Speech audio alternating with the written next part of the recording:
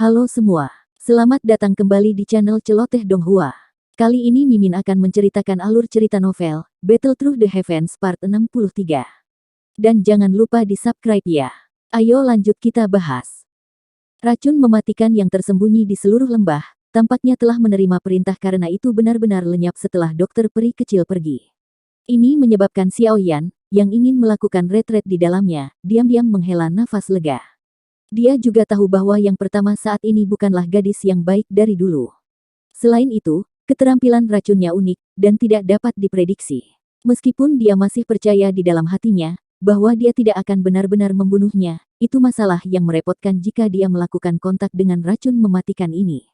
Poin ini adalah sesuatu yang Xiao Yan rasakan dengan jelas, ketika dia membantu Nalan Jie mengeluarkan racun di tubuh yang terakhir saat itu. Xiao Yan mengirim seekor burung kurir ke ibu kota, setelah dia menetap di lembah kecil. Dia secara singkat memperhitungkan posisi dia berada agar Xiao Ding dan yang lainnya dapat mengirim seseorang untuk mencarinya, jika terjadi sesuatu di masa depan. Setelah memperhitungkan semuanya, Xiao Yan mencari lembah kecil ini secara mendetail. Ukuran lembah itu tidak terlalu besar, tetapi berbagai bahan obat langka yang tumbuh di dalamnya menyebabkan dia saat ini menjadi sedikit tergerak. Tak disangka lembah kecil ini menumbuhkan begitu banyak bahan obat langka di dalamnya. Jika berita ini menyebar ke dunia luar, itu mungkin menyebabkan banyak mata alkemis menjadi merah karena iri. Lagi pula, daya tarik bahan obat langka untuk alkemis tidak jauh lebih lemah dari formula obat dan kuali obat. Xiao Yan awalnya bermaksud untuk mengejar semua magical beast di dalam lembah. Namun, Ziyan buru-buru menghentikannya.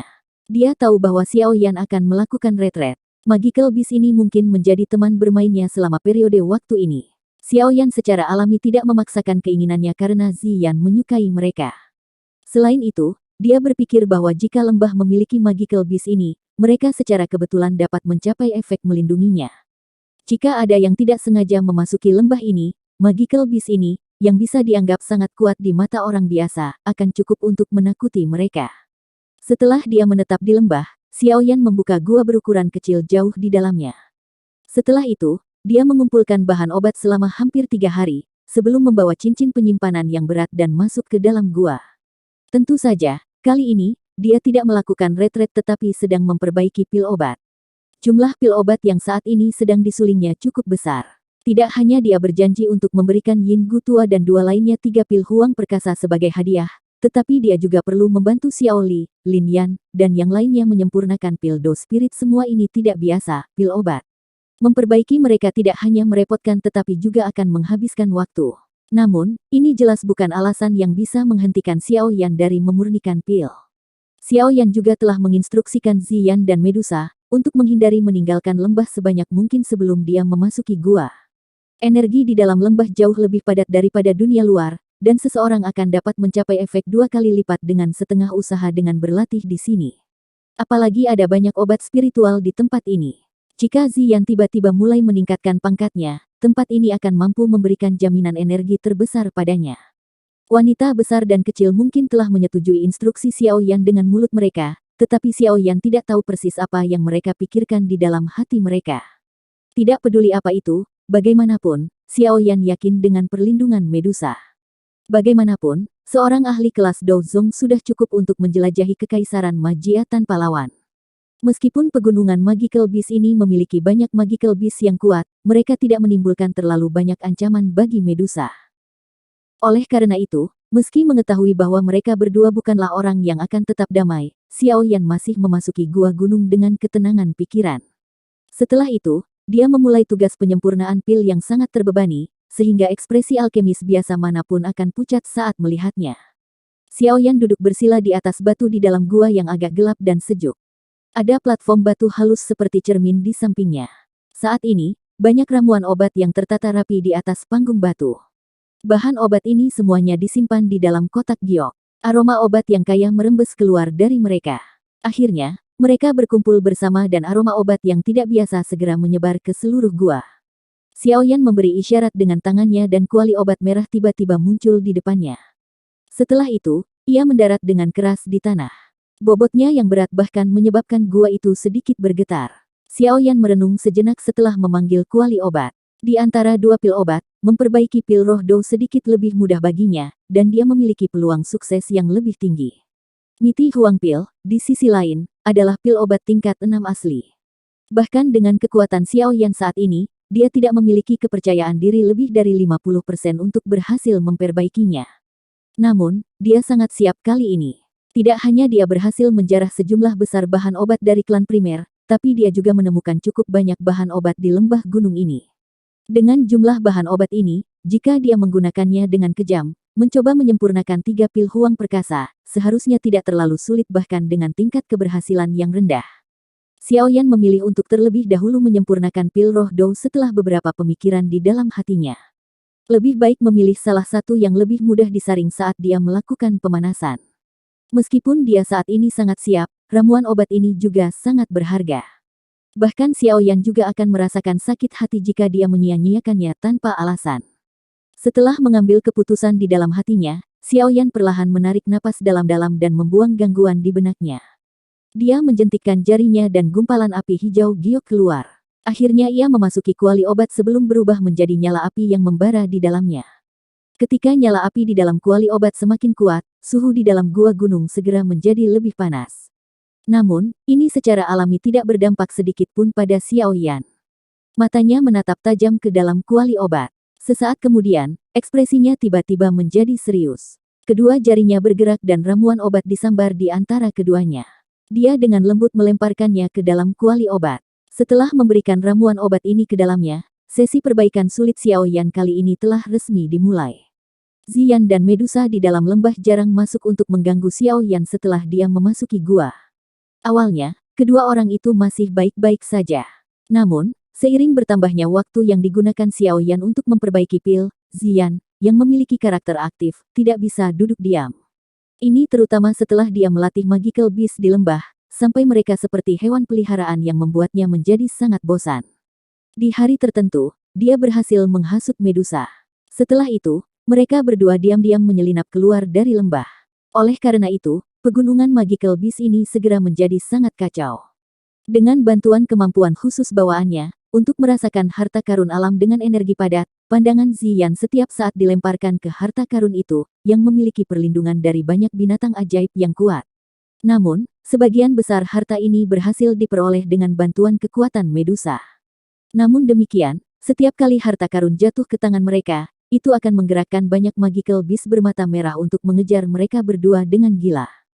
Bermain-main dengan satu iblis betina besar dan satu kecil menyebabkan pegunungan, yang selalu sunyi, berulang kali diisi dengan raungan setiap hari, mengisinya dengan kehidupan. Semakin banyak harta karun alam mendarat di tangan Ziyan dengan aliran waktu. Semua hal yang dia dapatkan ini diperlakukan sebagai permen, yang dia telan ke perutnya tanpa kecuali. Setelah tindakan penjarahan semacam ini berlanjut selama hampir setengah bulan, sebagian besar magical beast yang kuat di pegunungan Magical Beast Mountain ini, telah dikunjungi oleh Ziyan dan Medusa. Penjarahan yang hebat ini secara alami menyebabkan kemarahan semua orang. Pegunungan Magical Beast ini tidak kekurangan magical beast yang kuat. Kecerdasan mereka tidak lebih rendah dari manusia. Oleh karena itu, banyak magical beast yang kuat mulai berkumpul, setelah menderita kerugian beberapa kali. Dengan demikian barisan luar biasa besar diam-diam terbentuk di dalam pegunungan Magical Beast. Formasi dengan banyak magical beast ini bertemu dengan Ziyan dan Medusa pada hari kedua, ketika mereka beraksi sekali lagi. Kemarahan yang melonjak tiba-tiba meletus. Ketika Ziyan dan Medusa melihat ke arah binatang ajaib yang tak terhitung jumlahnya, yang menyerbu seperti air banjir sambil membawa raungan yang mengguncang langit, bahkan Medusa tidak bisa menahan rasa mati rasa pada kulit kepalanya meskipun kekuatannya.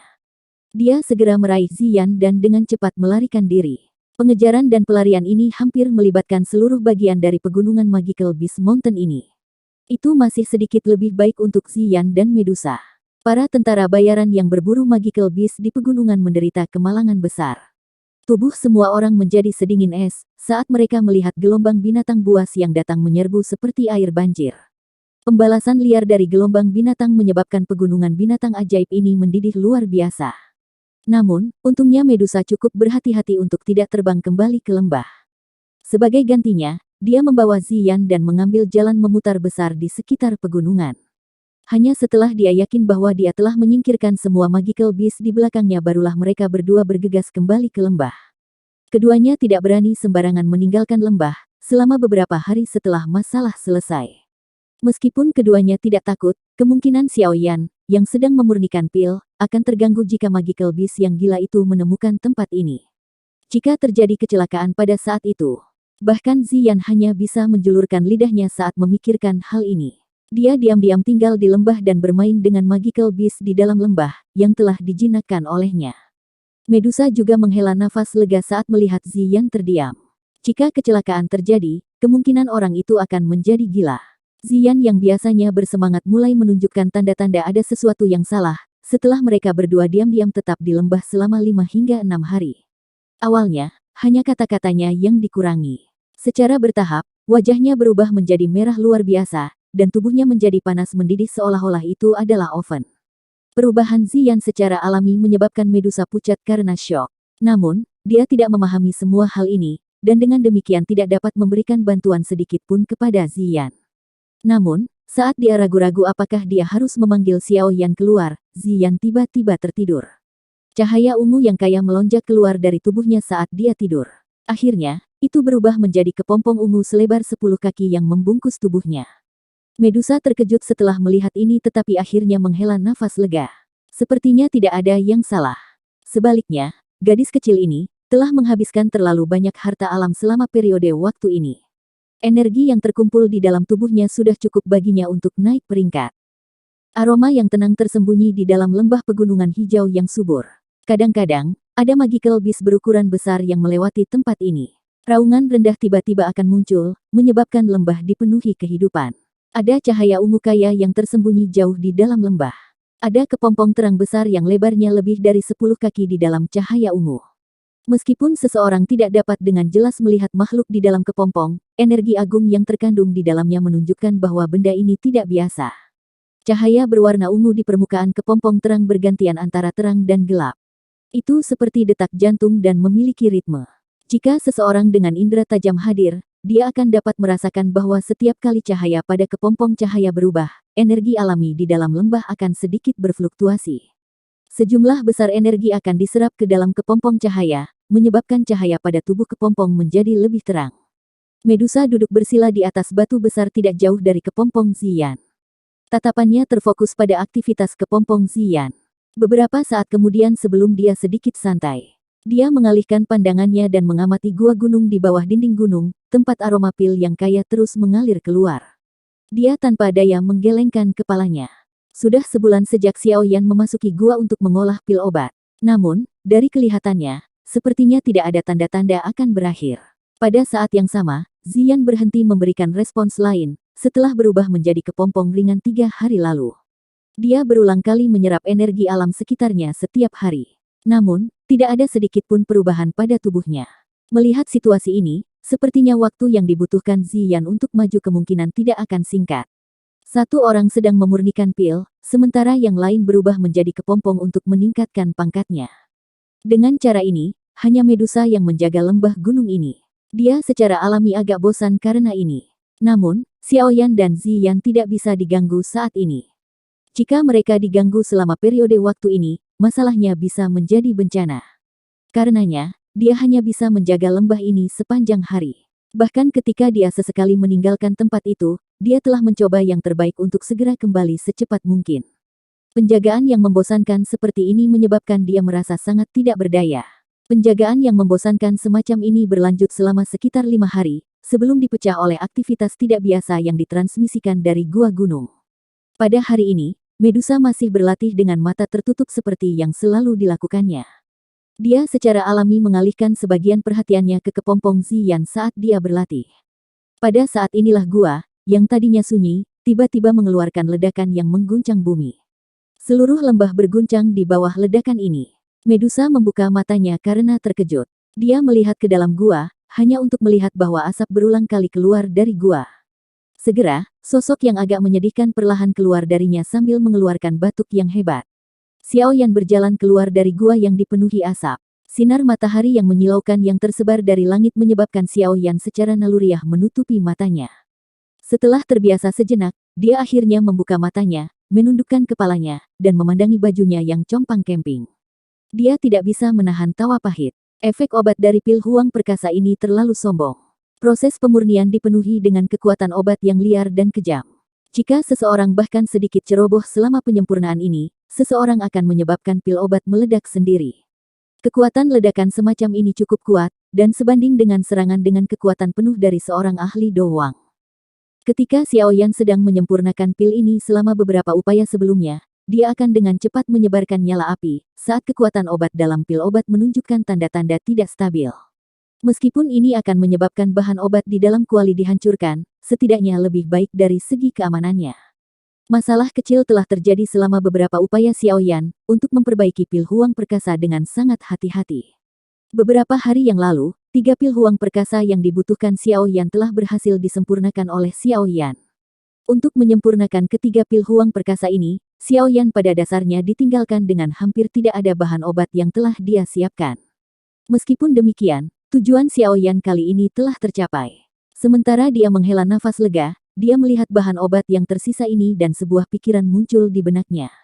Dia ingin membantu dirinya sendiri menyempurnakan pil huang perkasa untuk digunakan di masa mendatang. Masalahnya terletak di sini. Karena hanya ada cukup bahan obat untuk memurnikan satu pil huang perkasa, Xiao Yan tidak mau menyia-nyiakan rangkaian bahan obat terakhir ini, ketika pil obat sekali lagi menunjukkan tanda-tanda aktivitas kekerasan saat sedang disempurnakan. Setelah itu, dia dengan paksa mencoba memperbaikinya. Tentu saja, hasil akhirnya secara alami adalah ledakan yang mengguncang bumi yang dia ciptakan. Jika kuali merah tua tidak memblokir sebagian besar kekuatan dari ledakan besar ini, kemungkinan Xiao Yan tidak hanya akan menghadapi masalah pakaiannya yang hancur.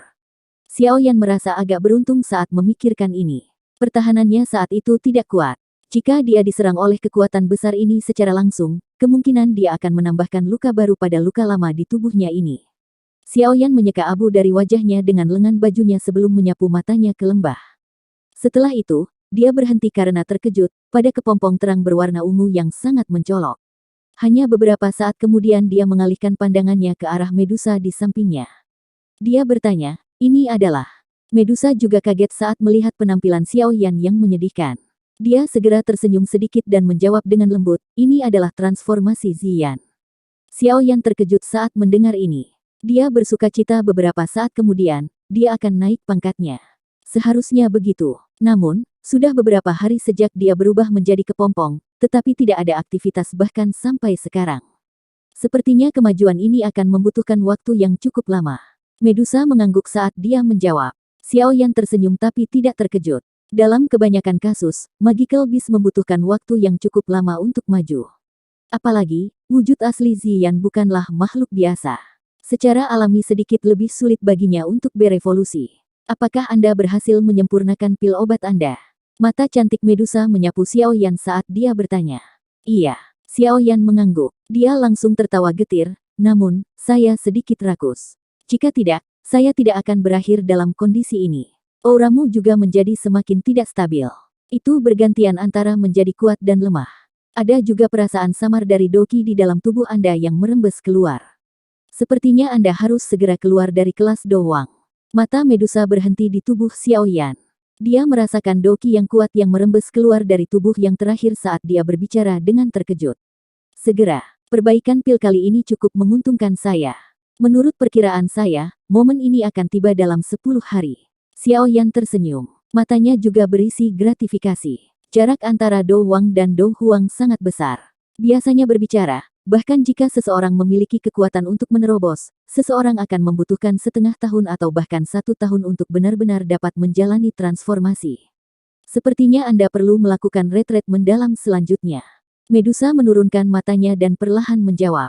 Xiao Yan mengangguk sedikit. Dia juga sadar bahwa retretnya kali ini mungkin cukup lama. Pemurnian pil kali ini hanya berlangsung selama sebulan. Saya pikir orang yang dikirim kakak laki-laki telah mencapai tempat yang saya tunjukkan akan kita temui. Saya akan kembali untuk melakukan retret mendalam setelah saya memberikan pil obat. Saya tidak akan meninggalkan retret ini sampai saya menerobos ke kelas Do Huang. Xiao Yan tertawa kecil. Tangannya dengan lembut menyentuh segel api putih di dahinya. Dia hanya menghela nafas lega setelah merasakan sedikit kehangatan yang dipancarkan dari segel api. Dia bergumam dalam hatinya, "Guru, tunggu aku. Murid Anda akan meningkatkan kekuatannya secepat mungkin, dan menyelamatkan Anda dan ayah." Medusa mengangguk saat dia mengamati dingin yang gelap, yang melintas di mata Xiao Yan. Dia secara acak berkata, tenang. Saya akan membantu melindungi Anda saat saya menunggui Ziyan. Xiao Yan tersenyum saat mendengar ini. Dia segera menangkupkan tangannya ke arah Medusa dan dengan lembut tertawa, karena ini masalahnya, saya akan mengucapkan terima kasih.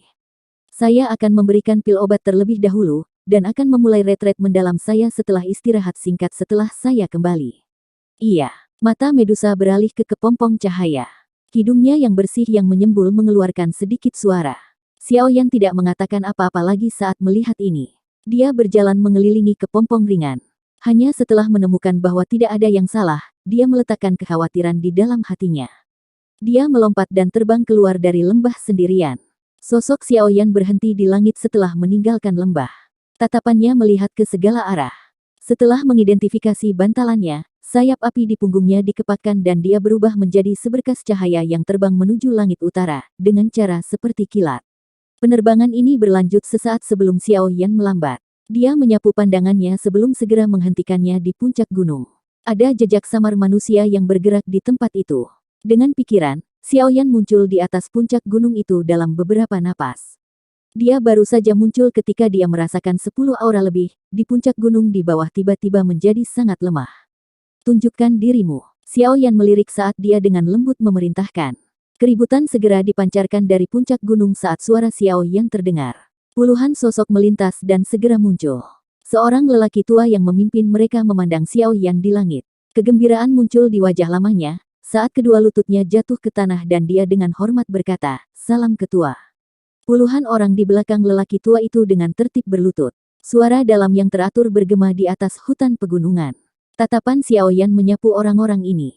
Akhirnya, matanya berhenti di dada mereka. Ada lencana hijau giok hadir di sana, dan teratai api yang indah tergambar di lencana itu. Xiao Yan perlahan mendarat saat dia bertanya dengan acuh tak acuh, apakah kamu orang yang dikirim kakak? Orang tua itu dengan cepat membungkuk dan melangkah maju ketika mendengar ini. Dia mengeluarkan gulungan dari cincin penyimpanannya, dan menyerahkannya dengan kedua tangan sambil berbicara dengan hormat, "Kepala, orang tua ini bernama Bai Liseng. Saat ini saya adalah diaken dari Yan Alliance. Saya memang dikirim oleh penatua Xiao Ding kali ini." Xiao Yan menerima gulungan itu dan perlahan memindainya. Baru setelah itu dia mengangguk sedikit sambil tersenyum dengan makna yang lebih dalam, "Kalau begitu aku akan merepotkanmu. Saya masih memiliki beberapa hal yang harus dilakukan dan tidak dapat kembali ke ibu kota. Karenanya, grup Anda akan bertanggung jawab untuk mengawal hal-hal ini kembali. Ada jejak spiritual saya dalam hal-hal ini. Saya secara alami akan memiliki kemampuan untuk menemukannya, jika Anda mengalami ketidakberuntungan karena dirampok di sepanjang jalan. Ketua, Anda dapat yakin. Benar-benar tidak ada orang di dalam Kekaisaran Magia, yang berani menyentuh hal-hal yang menjadi milik aliansi Yan kami." Bai Liseng buru-buru mengangguk dan menjawab. Dia secara alami dengan jelas menyadari arti lain dalam kata-kata Xiao Yan. "Iya, karena itu masalahnya, kamu harus cepat pergi. Beritahu kakak setelah Anda kembali, bahwa saya akan melakukan retret selama setengah tahun atau 1 tahun. Katakan padanya untuk membuat keputusan, untuk semua masalah aliansi Yan selama periode waktu ini." Xiao Yan melambaikan tangannya dan memerintahkan. "Iya." Tanggapan hormat dipancarkan dalam radius 50 km. Orang tua itu segera mundur. Hanya setelah dia mundur beberapa puluh meter, dia melambaikan tangannya dan memimpin beberapa lusin orang, yang cukup kuat, ke dalam hutan dengan cara yang terlatih dengan baik. Akhirnya, mereka dengan sigap meninggalkan gunung di bawah naungan lautan pepohonan. Xiao Yan mengirim kelompok pengawal ini dengan matanya. Dia mengangguk sedikit. Orang terkuat di antara mereka adalah orang tua yang berada di puncak kelas Dowling.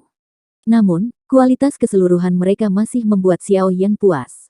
Karena saya sudah menyelesaikan masalah tentang pil obat, hal berikutnya yang perlu saya lakukan adalah kembali dan melakukan retret yang dalam. Xiao Yan bergumam pelan. Tubuhnya baru saja naik ke langit dan hendak kembali ke lembah, ketika aura pemanggilan tiba-tiba lembut terdengar. Matanya menyapu ke tempat yang jaraknya lebih dari 50 km. Jejak spiritual yang dia tinggalkan sedang dikirim dari sana. Tempat itu adalah... Mata Xiao Yan berkedip sedikit. Sesaat kemudian, dia berbisik. Kota Qingshan. Itu tadi alur cerita novel Battle Through the Heavens, part 63. Sampai jumpa lagi di video Mimin selanjutnya. Dan jangan lupa di subscribe ya. Salam dari Mimin Celoteh Donghua.